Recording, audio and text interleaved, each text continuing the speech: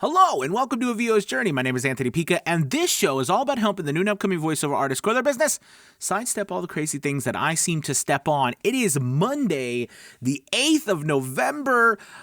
There might have been some Christmas music going on so early, but yet so close. So we won't talk anymore about that. Anyways, welcome to the show. If you're brand new, hit the like and subscribe button. If you don't think I'm too crazy, but super excited to be talking to you today about today's voice acting tip. I want to talk about voice acting. I talk so much on this channel about marketing.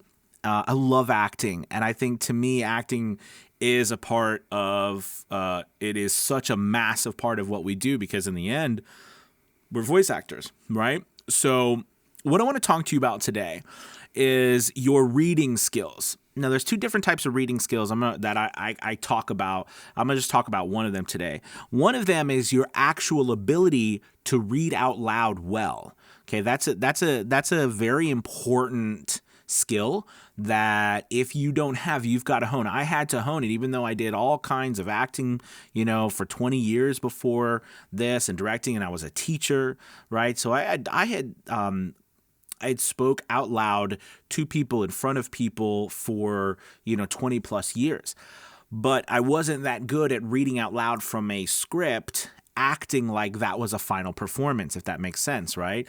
A lot of education is lessons, objectives, modules, you know what I mean? And then you teach you that it's not scripted, all right? As well as acting on stage, you have time to practice and memorize, all right? But I'm talking about the second part of this reading skills, and that is the idea of taking the author's voice or the intent of the message that the author, the writer, the business, the brand is trying to relay, okay, and sharing that effectively with the audience. Whether you're doing an audiobook or you're doing a 15-second, national commercial spot, the idea is all the same, all right? Your reading out aloud skills make all the difference in the world because a lot of times people, actors, voice actors, young voice actors especially, or newer voice actors, they often inject their own personal feelings about things, right? They inject their own opinions into their work.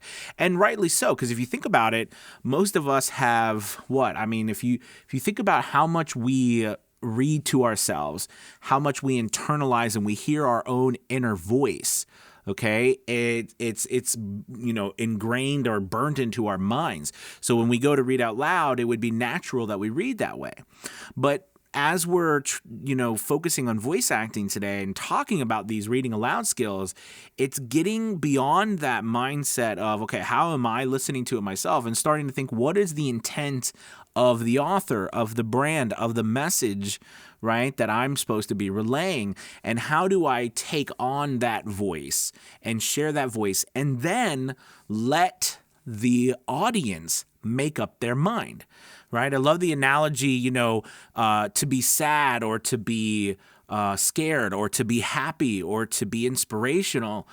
You, a lot of times, most times, don't need to be sad or angry or scared or happy or inspirational, right? You relay the message, okay?